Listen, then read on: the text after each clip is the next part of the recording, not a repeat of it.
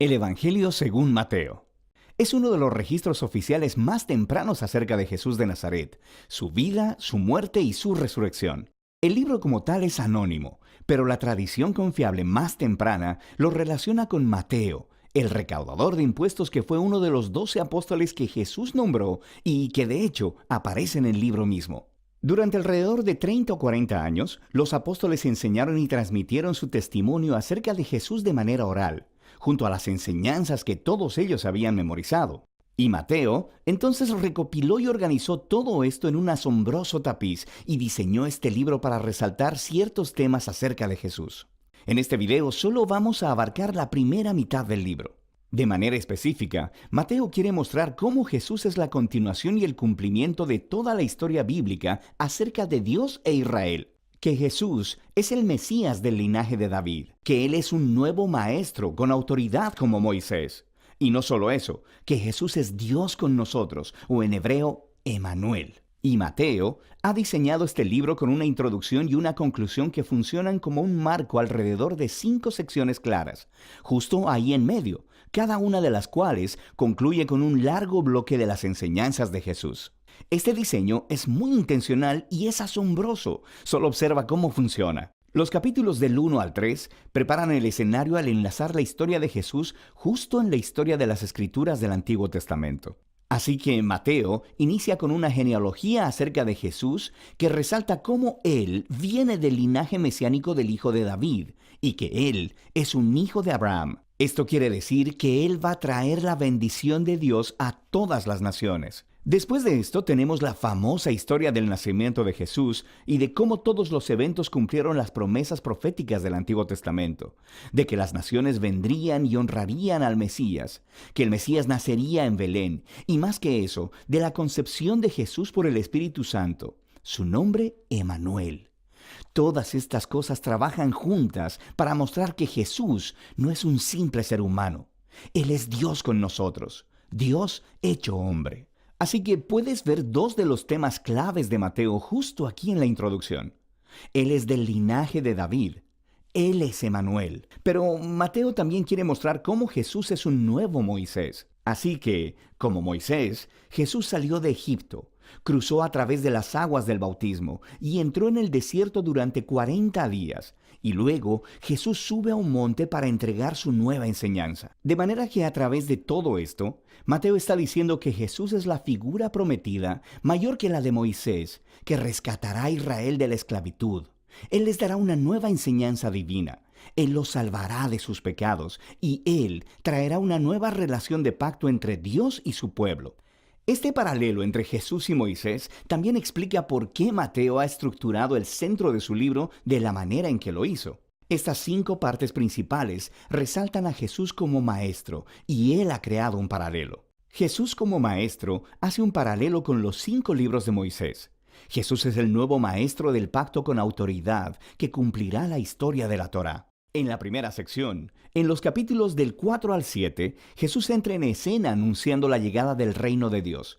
Y esto es clave.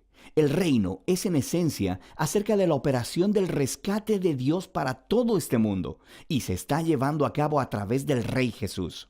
Jesús ha venido a confrontar el mal, especialmente el mal espiritual y todo su legado de opresión demoníaca, enfermedad y muerte. Jesús ha venido a restaurar el gobierno y reino de Dios sobre todo el mundo al crear una nueva familia de gente que le seguirá, obedecerá sus enseñanzas y vivirá bajo su gobierno.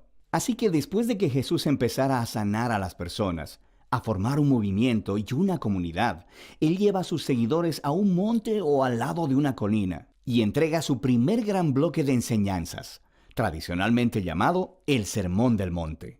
Y aquí Jesús explora cómo luce seguirle y vivir en el reino de Dios. Y es un reino de cabeza donde no existen miembros privilegiados. De manera que los pobres, los don nadie, los ricos, los religiosos, todos están invitados a venir y llamados a volverse, a arrepentirse, a seguir a Jesús y unirse a su familia. Jesús dice que no está aquí para dejar a un lado los mandamientos de la Torá o el Antiguo Testamento. Más bien, Él está aquí para cumplir todo eso a través de su vida, a través de sus enseñanzas.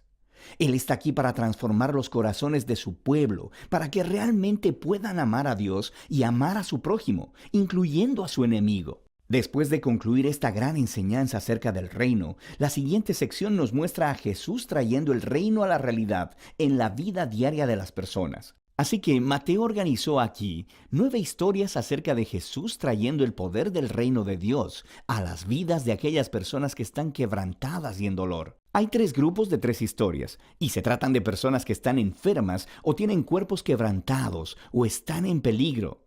Y Jesús las sana o salva a través de actos de gracia y poder. Y luego, justo en medio de estas triadas, encontramos 2 historias paralelas acerca del llamado de Jesús de que las personas deberían seguirle. Aquí, Mateo está resaltando un punto.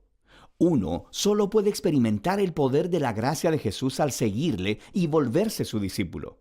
Después de que Mateo ha mostrado el poder del reino a través de Jesús, Jesús extiende su alcance al enviar a los 12 discípulos, quienes harán lo que Él ha estado haciendo. Esto nos lleva al segundo gran bloque de enseñanzas en el capítulo 10. Y aquí, Jesús les enseña a sus discípulos cómo anunciar el reino y qué esperar cuando lo hagan. Muchos en Israel están aceptando a Jesús y su oferta del reino, pero los líderes de Israel no. Ellos perderán mucho si se arrepienten y se convierten en discípulos de Jesús. Así que Jesús sabe que van a rechazarlo y perseguir a sus seguidores, y eso es exactamente lo que sucede. En la siguiente sección, los capítulos del 11 al 13, Mateo ha recopilado un grupo de historias acerca de cómo las personas están respondiendo a Jesús y a su mensaje, y nos encontramos con una mezcla de respuestas. Algunas historias son positivas. Las personas aman a Jesús y piensan que Él es el Mesías. Otros son más neutrales, como Juan el Bautista, o incluso los miembros de la propia familia de Jesús, y dejan claro que Jesús no es lo que ellos esperaban. Y luego tienes a los líderes de Israel. Ellos tienen una respuesta completamente negativa. Tienes a los fariseos y a los eruditos de la Biblia. Todos juntos rechazan a Jesús. Ellos piensan que Él es un falso maestro y que está desviando a las personas. Piensan que es un blasfemo por todas las cosas que declara acerca de sí mismo. Pero Jesús no está sorprendido o agitado por todas esas respuestas diversas. De hecho, Él se enfoca en eso en su tercer bloque de enseñanza en el capítulo 13. Aquí Mateo está recopilando un montón de las parábolas de Jesús acerca del reino, como la del sembrador arrojando semillas en 4 tipos de tierra, o acerca de una semilla de mostaza, o sobre una perla o un tesoro escondido. Estas parábolas son como un comentario acerca de las historias que acabas de leer en los capítulos 11 y 12. Algunas personas están aceptando a Jesús con entusiasmo, otros lo están rechazando.